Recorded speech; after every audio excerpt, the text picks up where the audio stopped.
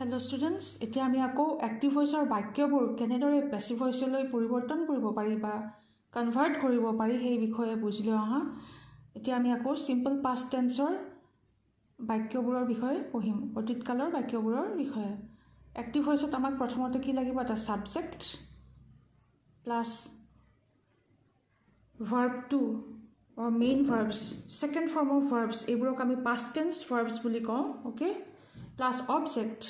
Passive voice আমাক কি লাগিব, এটা subject plus helping verbs in past tense was and were plus verb 3 past participle or third form of verbs বুলি কোৱা হয়, plus preposition by কামটো কাৰ দ্বাৰা কৰা হৈছে সেই বিষয়ে বুজাবলৈ আমি সদায় preposition by ব্যৱহাৰ কৰোঁ, plus object. ইয়াত চোৱাচোন বাক্যটো, I wrote poetry, মই কবিতা লিখিছিলো। পেসিভ ভয়েসত কি হৈ যাব, এক্টিভ ভয়েসৰ অবজেক্টটো সাবজেক্টৰ ঠাইত আহিব, ওকে, পোয়েট্ৰি। আৰু কি হৈ যাব, এক্টিভ ভয়েসৰ সাবজেক্টটো পেসিভ ভয়েসত অবজেক্ট হৈ যাব। আৰু আইটো কি হৈ যাব, মি, আই উইল চেঞ্জ টু মি। প্ৰনাউন বিলাক সদায় পৰিৱৰ্তন হয় পেসিভ ভয়েসত, সেইটো মনত ৰাখিবা। যেহেতু poetry is a singular subject, okay, একবচনত আছে, আমি কি ব্যৱহাৰ কৰিলোঁ, ওয়াজ, হেল্পিং ভাৰ্ব হৈছে, এইটো হেল্পিং ভাৰ্ব পাষ্ট ফৰ্মত আছে, ওকে। প্ৰেজেণ্ট টেন্সত আমি ইজ ব্যৱহাৰ কৰিছিলোঁ, এতিয়া পাষ্ট টেন্সত আমি ওয়াজ ব্যৱহাৰ কৰিছোঁ, ওকে। পোয়েট্ৰি ওয়াজ ৰিটেন, ৰোডটো কি হৈ যাব, ভাৰ্ব 3 লৈ পৰিৱৰ্তন হ'ব, ৰিটেন হ'ব। এই ভাৰ্ব 3বোৰ সকলোতে একেই থাকিব। ভাৰ্ব 3 ৰিটেন হ'ব, প্লাছ বাই কাৰ দ্বাৰা কামটো কৰা হ'ল, মোৰ দ্বাৰা। কি কৰা হ'ল, পোয়েট্ৰি ওয়াজ ৰিটেন বাই মি, মোৰ দ্বাৰা কবিতা লিখা হৈছিল। আই ৰোট পোয়েট্ৰি, মই কবিতা লিখিছিলোঁ। পোয়েট্ৰি ওয়াজ ৰিটেন বাই মি, মোৰ দ্বাৰা কবিতা এটা লিখা হৈছিল। নেক্সট, ইউ ৰোট পোয়েট্ৰি, তুমি কবিতা লিখিছিলা। ৰোট হৈছে verb 2 or past tense form of verb। Passive ভয়েসত কি হৈ যাব, অবজেক্টটো সাবজেক্টৰ ঠাইত আহিব, পোয়েট্ৰি। পোয়েট্ৰি যেহেতু সিঙ্গুলার সাবজেক্ট, একবচনত আছে, আমি কি লিখিম, was, to past tense form of helping verb. Written, ৰোডটো কি হৈ যাব, ৰিটেন, এইটো ভাৰ্ব 3 হয়, past participle verb, plus by কাৰ দ্বাৰা কামটো কৰা হ'ল, তোমাৰ দ্বাৰা কবিতা এটা লিখা হৈছিল। পোয়েট্ৰি ওয়াজ ৰিটেন বাই ইউ। ইয়াত চাবা, ৰোডটো কি হৈ গ'ল, ওয়াজ ৰিটেন। উই এট ম্যাঙ্গোজ, আমি আম খাইছিলোঁ। পেসিভ ভয়েসত কি হ'ব, ম্যাঙ্গোজ এই অবজেক্টটো পেসিভ ভয়েসত সাবজেক্টৰ ঠাইত আহিব, ওকে। ম্যাঙ্গোজটো কি হয়, এইটো হৈছে প্লুৰেল সাবজেক্ট, বহু বচনত আছে, আমি কি লিখিম, ওৱেৰ, হেল্পিং ভাৰ্ব ওৱেৰ লিখিছোঁ ইয়াত, ওকে। Mangoes wear. এইটটো কি হৈ যাব, ইটেন, এইটো third form of verb, verb 3 হয়, আমি সদায় ভাৰ্ব 3 ব্যৱহাৰ কৰিব লাগিব পেসিভ ভয়েসত।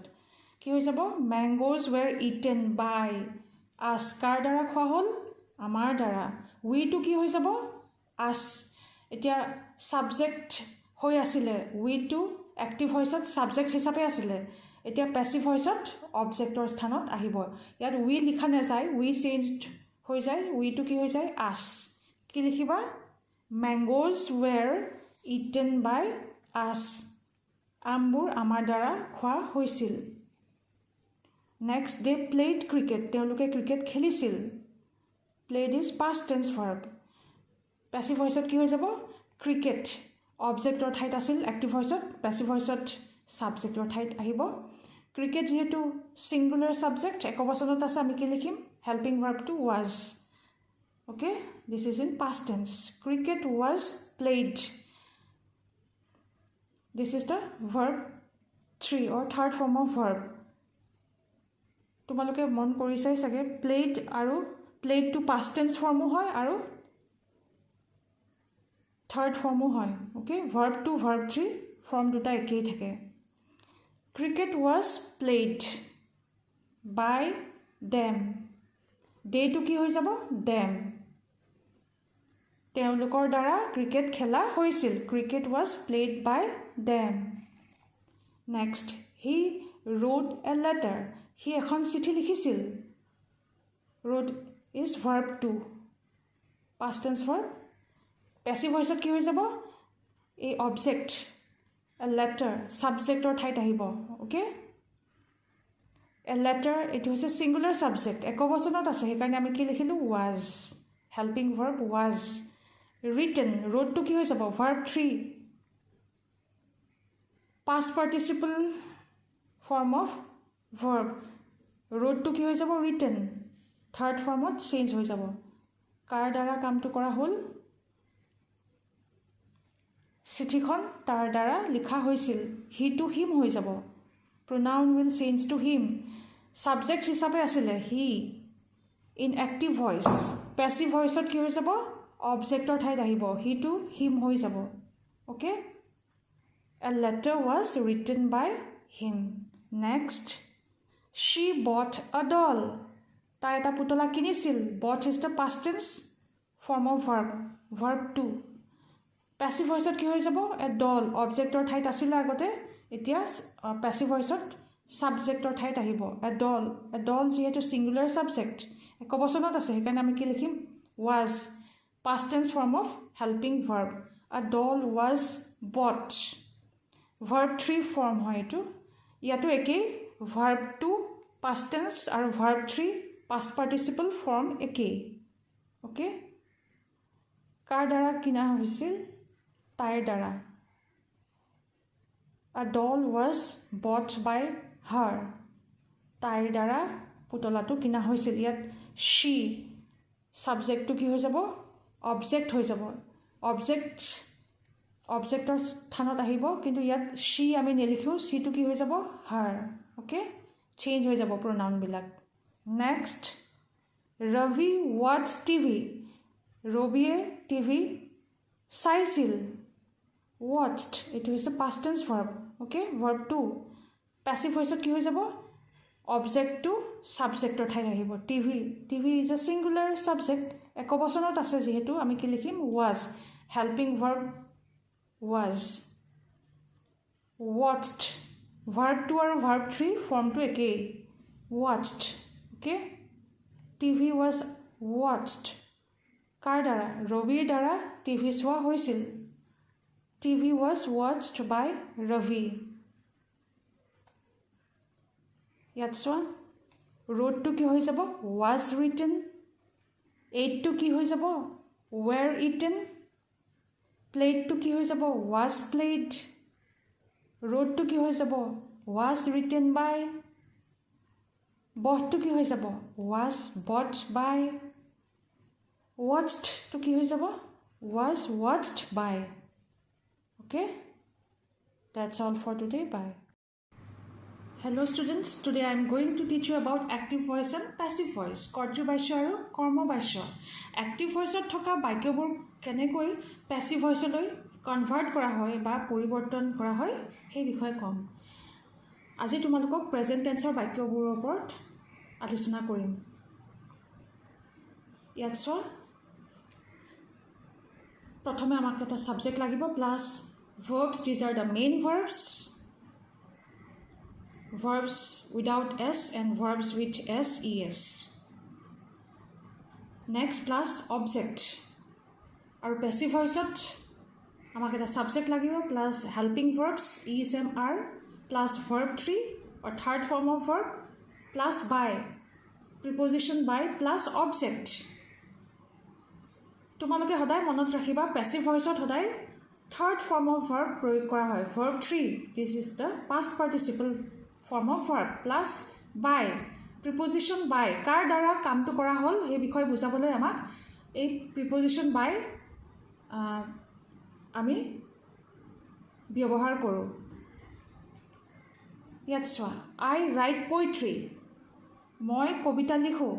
যেতিয়া এটা বাক্যত I subject হিচাপে থাকে তেতিয়া আমি ভাৰ্বৰ লগত কেতিয়াও এছ ব্যৱহাৰ নকৰোঁ আই হৈছে ফাৰ্ষ্ট পাৰ্চন ছিংগুলাৰ প্ৰনাউন আই ৰাইট পয়েট্ৰি মই কবিতা লিখোঁ পেছিভ ভইচত কি হৈ যায় এক্টিভ ভইচৰ অবজেক্টটো পেছিভ ভইচত ছাবজেক্টৰ স্থানত আহিব পয়েট্ৰি ছিংগুলাৰ ছাবজেক্ট সেইকাৰণে আমি কি লিখিলোঁ ইজ একবচনত আছে আমি সেইকাৰণে ইজ ব্যৱহাৰ কৰিছোঁ প্লাছ ভাৰ্ব 3 ৰাইটটো কি হৈ যাব এক্টিভ ভইচৰ ভাৰ্ব 1 ৰাইট পেছিভ ভইচত ভাৰ্ব 3 ফৰ্ম হ'ব ৰাইটটো কি হৈ যাব written past participle form third form of verb okay is written by কাৰ দ্বাৰা কামটো কৰা হ'ল মি মোৰ দ্বাৰা কবিতা লিখা হয় poetry is written by me ইয়াত কি হৈ যাব এক্টিভ ভইচত থকা আইটো সাবজেক্ট হয় কিন্তু পেছিভ ভইচত অবজেক্টৰ স্থানত আহিব আৰু আইটো মি হৈ যাব the pronoun I will be changed to me okay I write poetry is written by me poetry is written by I নহব আইটো কি হৈ যাব মি তোমালোকক আগতে পঢ়োৱা হৈছে যেতিয়া আমি এক্টিভ ভইচৰ বাক্যবোৰ পেছিভ ভইচলৈ পৰিৱৰ্তন কৰোঁ তেতিয়া প্ৰনাউন্স বিলাকৰো পৰিৱৰ্তন হয় প্ৰনাউন্স বিলাকো চেঞ্জ হৈ যায় যেনে আইটো মি হৈ যাব পেছিভ ভইচত ইউ ভাগেই থাকিব হি টু হিম হৈ যাব শি টু হাৰ হ'ব উই টু আছ হৈ যাব আৰু দে টু ডেম হৈ যাব okay next you write poetry তুমি কবিতা লিখা যেতিয়া এটা বাক্যত ইউ ছাবজেক্ট হিচাপে থাকে তেতিয়া আমি ভাৰ্বৰ লগত কেতিয়াও এছ ব্যৱহাৰ নকৰোঁ সেইকাৰণে আমি ইয়াত ইউ ৰাইট লিখিছোঁ ইউ ৰাইট পয়েট্ৰি ইউ হৈছে second person pronoun it is a both singular and plural pronoun you write poetry অবজেক্টটো কি হৈ যাব পেছিভ ভইচত ছাবজেক্টৰ স্থানত আহিব poetry singular subject একবচনত থকা সাবজেক্ট সেইকাৰণে আমি কি লিখিম is written write to written হৈ যাব verb 3 হৈ যাব প্লাছ by preposition কাৰ দ্বাৰা কামটো কৰা হ'ল বুজাবৰ কাৰণে আমি by প্ৰয়োগ কৰিছোঁ you তোমাৰ দ্বাৰা কবিতা লিখা হয় poetry is written by you next we write poetry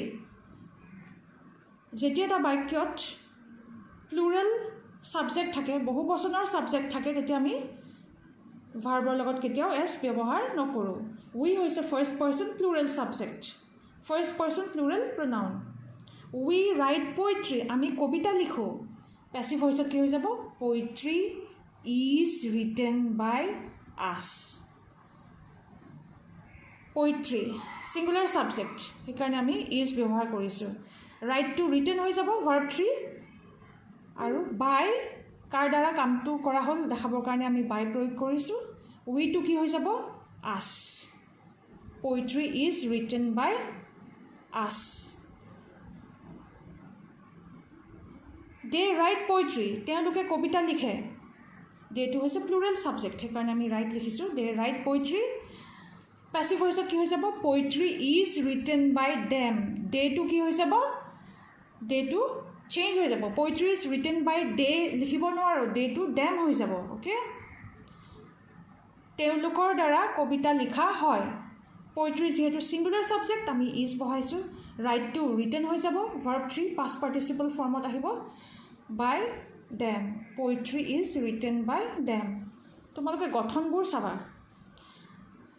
এতিয়া আমি ইয়াত ছিংগুলাৰ সাবজেক্টৰ বিষয়ে পঢ়িম শি হৈছে থাৰ্ড পাৰ্চন ছিংগুলাৰ প্ৰনাউন যেতিয়া এটা বাক্যত ছিংগুলাৰ সাবজেক্ট থাকে বা সাবজেক্টটো একবচনত থাকে তেতিয়া আমি ভাৰ্বৰ লগত এছ ব্যৱহাৰ কৰিব পাৰোঁ এছ বা ই এছ ব্যৱহাৰ কৰিব পাৰোঁ ইয়াত ৰাইট এই ভাৰ্বটোৰ লগত এছ ব্যৱহাৰ কৰা হৈছে চি ৰাইটছ পয়েট্ৰি তাই কবিতা লিখে পেছিভ ভইচত কি হৈ যাব পয়েট্ৰি ইজ ৰিটেন বাই হাৰ শিটো কি হৈ যাব হাৰ হৈ যাব পয়েট্ৰি ইজ ৰিটেন বাই শি লিখিব নোৱাৰা শিটোৰ ফৰ্ম চেঞ্জ হৈ যাব হা হৈ যাব পয়েট্ৰি যেহেতু ছিংগুলাৰ সাবজেক্ট আমি ইজ লিখিছোঁ ৰাইট টু ৰিটেন হৈ যাব ভাৰ্ব 3 হৈ যাব বাই হা কাৰ দ্বাৰা কামটো কৰা হ'ল তাইৰ দ্বাৰা বাই হা পয়েট্ৰি ইজ ৰিটেন বাই হা তাইৰ দ্বাৰা কবিতা লিখা হয় নেক্সট হি ৰাইটছ পয়েট্ৰি সি কবিতা লিখে হি সিঙ্গুলাৰ সাবজেক্ট সেইকাৰণে আমি ৰাইটছ লিখিছোঁ ৰাইটৰ লগত এছ ব্যৱহাৰ কৰিছোঁ ভাৰ্বটোৰ লগত এছ ব্যৱহাৰ কৰিছোঁ হি ৰাইটছ পইট্ৰি সি কবিতা লিখে পেছিভ ভইচত কি হৈ যাব poetry is written by him poetry যিহেতু সিঙ্গুলাৰ সাবজেক্ট একবচনত আছে সেইকাৰণে আমি কি লিখিম ইজ ৰিটেন ৰাইটটো কি হৈ যাব ৰিটেন ভাৰ্ব 3 হৈ যাব প্লাছ বাই কাৰ দ্বাৰা কামটো কৰা হ'ল তাৰ দ্বাৰা poetry is written by he নহ'ব হিটো কি হৈ যাব him poetry is written by him প্ৰনাউনটো চেঞ্জ হৈ যাব তাৰ দ্বাৰা কবিতা লিখা হয় last one Raju writes poetry ৰাজুৱে কবিতা লিখে ৰাজু হৈছে সিঙ্গুলাৰ সাবজেক্ট একবচনত আছে সেইকাৰণে আমি কি লিখিলোঁ ৰাইটৰ লগত এছ ব্যৱহাৰ কৰিছোঁ ৰাজু ৰাইটছ পইট্ৰি পেছিভ ভইচত কি হৈ যাব পইট্ৰি ইজ ৰিটেন বাই ৰাজু ৰাজুৰ দ্বাৰা কবিতা লিখা হয় পইট্ৰি হৈছে সিঙ্গুলাৰ সাবজেক্ট সেইকাৰণে আমি ইজ ব্যৱহাৰ কৰিছোঁ ৰাইটটো ৰিটেন কৰি দিলোঁ ভাৰ্ব 3 কৰি দিলোঁ যিহেতু পেছিভ ভইচত সদায় আমি ভাৰ্ব 1বোৰ ভাৰ্ব 3 লৈ পৰিৱৰ্তন কৰি দিওঁ অ'কে মেইন ভাৰ্বটো ভাৰ্ব 3 লৈ কনভাৰ্ট কৰা হয় সেইটো সদায় মনত ৰাখিবা আৰু এটা প্ৰিপজিশ্যন ব্যৱহাৰ কৰা হয় যেতিয়া এটা বাক্য দেখিবা এনেকুৱা বাক্য য'ত ভাৰ্ব 3 আৰু বাই প্ৰিপজিশ্যন আছে তেতিয়া তোমালোকে গম পাবাই সেইটো পেছিভ ভইচৰে বাক্য অ'কে এতিয়া সব পইট্ৰি ইজ ৰিটেন বাই ৰাজুৰ দ্বাৰা কবিতা লিখা হয় that's all for today by